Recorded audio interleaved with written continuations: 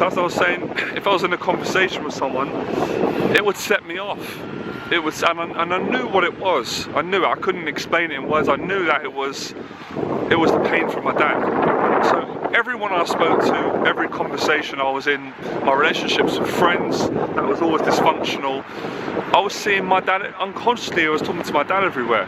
So I felt like people were trying to dominate me. I thought they were trying to trick me. I had so much paranoia. My thoughts, when I was talking to someone, I would be experiencing a lot of neurotic thoughts, and a lot of the thoughts frightened me. My own thoughts frightened me more than my actual dad. So I realised later on I was actually frightened of myself. I wasn't even frightened of people. But of course people can sense it when you're frightened and you're angry, and not only did it frighten me, it frightens other people, which brings on more guilt, more confusion. So I lived most of my life in guilt, shame, self-hate, paranoia, distrust, and I didn't feel safe in my own house. And when my dad would say, do you want to watch a film, I'd feel good, I'd feel some good emotions, and I'd be triggered. In psychology they call it being triggered. I'd get these horrible feelings coming up of a feeling of fear, like something's going to happen, I'm going to die, I'm going to be fighting, like I'm going to get in a boxing ring. So I didn't, that's what developed my shyness for many years. So when I got into my 20s, I just remember thinking, and of course this is a very victim mentality, but I remember sitting there thinking, I fucked up, man. I fucked up. I don't have a girlfriend. I'm on job seekers allowance. I don't have a job. I don't really have any real friends. The friends that I've got, they're not really, I don't even trust them. In my 20s, I want to trust them, but I can't. My psychology won't allow me to. And part of me loves them, but part of me doesn't like them because I don't like myself and I don't trust anyone. So I remember thinking, I'm going to be fucked. Sorry my language. I'm going to be fucked because if you're not confident, you can't get by in life. I'm not going to be able to have a girlfriend because I'm not going to trust her. I'm not going to have a good relationship with her. I won't be able to make money. I won't be able to get a job and support a family. I'm always going to be carrying this story. So for a while I was on benefits, and I was really angry that I thought my family thought I was lazy. So I just thought that they don't care. So I think I dealt with it like most people did. I just sort of buried it, put it behind me.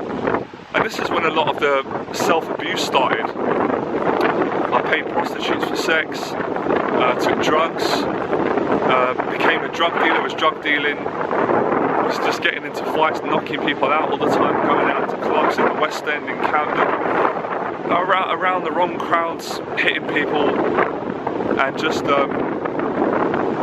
really struggling in my life, really struggling. And I thought this was being a man. I thought I was impressing people because people were frightened, and I'm constantly trying to impress people, seeking validation. So moving on later on, I remember actually praying to God. I remember actually being afraid to talk about God. And my dad was actually quite religious growing up. We were born into a Christian family. But I remember thinking, I'm afraid to talk about God because people are going to think I'm soft. They're going to associate me talking about God as not being a man. Everything was attached to me being so. So I was always trying to prove myself being a man. And I don't know how many men I had to knock out until I could prove to myself I was a man. And I realised eventually I started looking at the world and how happy people were. You're not going to get very far in life if you keep beating people up. I was even going to end up dead or in prison. And I almost ended up in prison from selling drugs. And a few times I could have been killed in fights. I was in a lot of violent fights. I could have ended up dead. So just getting to the point, I thought, where's this going to get me? It's not going to get me anywhere. I remember thinking, how am I going to put a stop to this with my dad? Because I've got these voices saying to me that if I tell anyone, if I get a counsellor, if I tell the police, or if I even confront him, I'm going to be murdered. That's what these demons were saying to me in my head. So I just kept it quiet, and I escaped through addictions. And I've told this story already, I'm not going to go over it too much, but I eventually went out, practiced, met a really awesome guy, and I got good with women. I started to sleep with women, and I eventually disproved what my dad said, because he said I was a stupid cunt, he said I sounded silly, but I ended up becoming a professional dating coach and teaching men all around the world how to meet women, and I'd surpassed all of those goals that those inner voices had been saying to me. And I really don't say this to brag, because I really don't care anymore about this stuff, but I slept with quite a lot of women, and that's when I got confused, because I started to associate my achievements based on what my dad had said and my relationship with my dad and how I felt with social anxiety. Even though I'd started getting better with women, my social anxiety got better, but I still had that thing about trusting people. I didn't trust the women I was sleeping with, and I didn't fully trust people.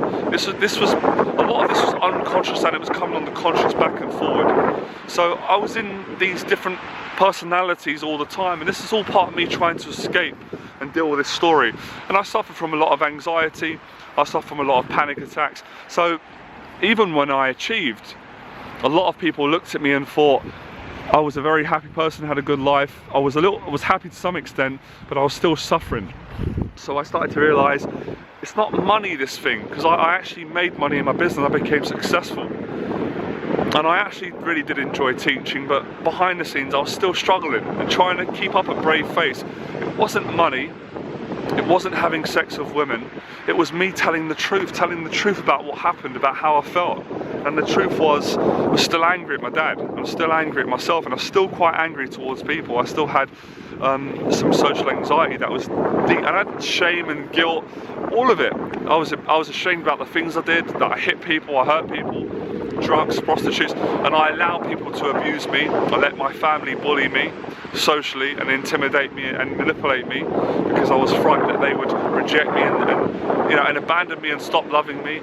Even if it was abusive behaviour, unconsciously that was a form of love. So I was frightened to stand up to my own fear. That's what my fear was, to actually tell the world, to put it out. And I knew when I prayed to God, and I was frightened to do that, and I was quite sceptical, I felt that the only way I could overcome this was to tell the world. I had to risk everything, because it was either this or continue living in a body, being dead, being alive but feeling dead. So despite having women, despite having worldly success, I didn't care anymore. I didn't care about it. I didn't care about what people said about me. I didn't care about the achievements, the money I made. I was glad that I was able to inspire people. That's something that I really was happy about. But I didn't like myself. I didn't like myself because I wasn't honest about what happened in the past, and I had to clear the past up. And that's why I like doing these videos, to clear the past up. So the truth was, I had to admit this to myself. I had to forgive myself for the abuse that my dad did, which wasn't my fault. I had to confront him and face him. And it took me over 20 years to do this. And before that, it's interesting, because I personally believe that all the fears in my life that I had to face, they all were a pathway to face my main fear, which was myself and my dad. I had to end this demon. So when I confronted my dad, I told him straight to his face, and I told him from a very honest place that nothing happened. And I told him that I'd forgiven him. I said, "What?" I said, "You damaged me.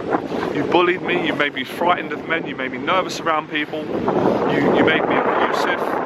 You made me have sex with lots of women when I really didn't want to do that. I just wanted to get a girlfriend and just be normal and be social and be happy and be a normal human being and just be normal.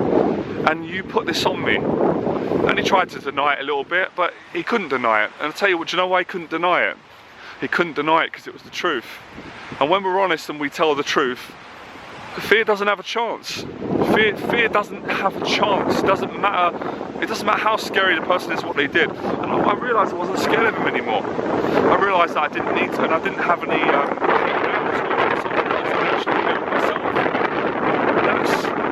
that's my story. And then when I healed myself and confronted my dad and told him the truth and got it out, and actually told him that he made me feel bad as well. I felt like I'd betrayed him, I betrayed myself, I betrayed humanity.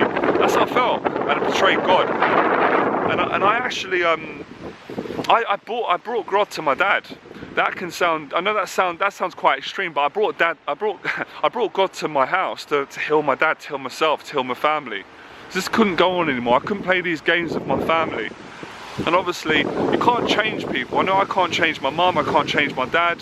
And I also had a voice as well that said, I'm being ungrateful for what they did. I wasn't ungrateful. I was very thankful for the good they did, but I couldn't let this go on anymore. And I wanted everyone to know. I wanted everyone to know in the whole world. I wanted to bring this out. And I wasn't worried if people judged me.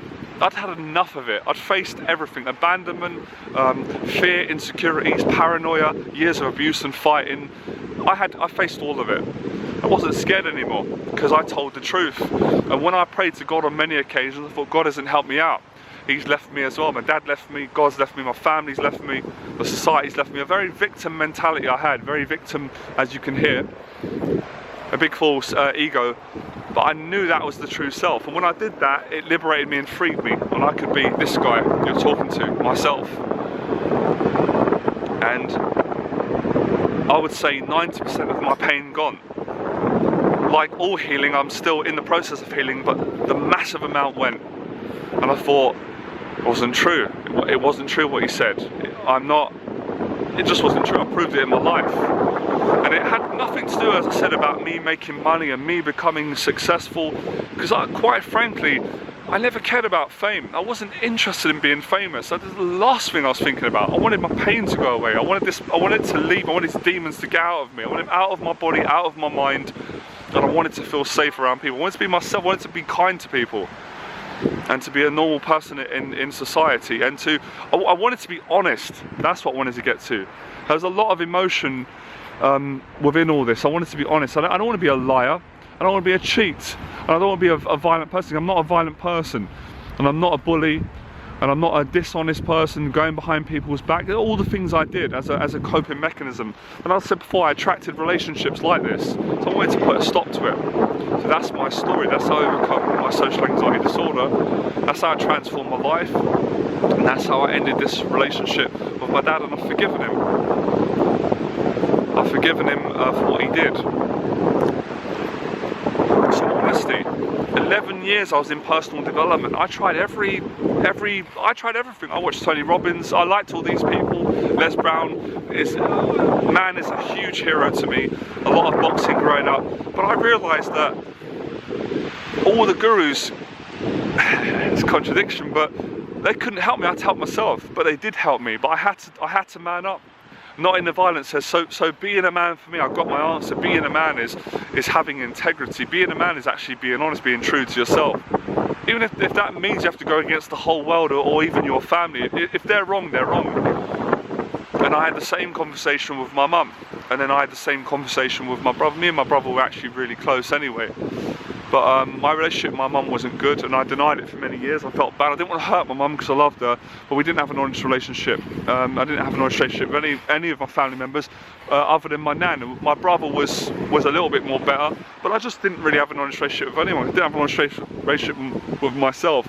So that's my cure. That's how I overcome social anxiety, and it just liberated me, and it took away all those things. Because when I worried so much about what people thought about me, I created all these stories, and it just held me back in life. So that's my story.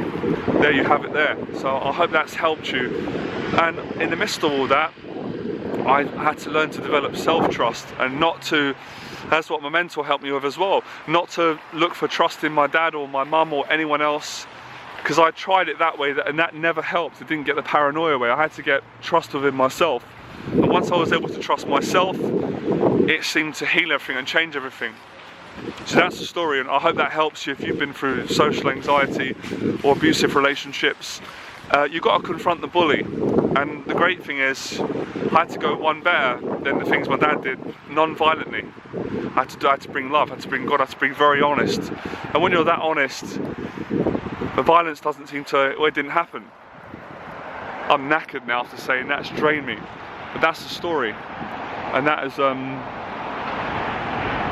that's healed me. It's answered all my questions, and it's put everything right, and it's turned my life around.